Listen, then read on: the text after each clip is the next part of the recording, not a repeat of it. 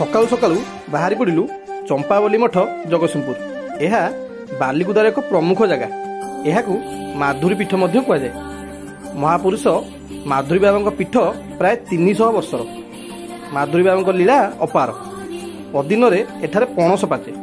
दोल पूर्णिमा माटी फुटी पणस पाची बाहर। एबे भी से गछर शाखा अच्छी मठ आगरे। भक्तर निवेदन ग्रहण करी पोखरी भितरु मिठेई बाहर करथिले। से पोखरी एबे मिठेई पोखरी नाम नामित।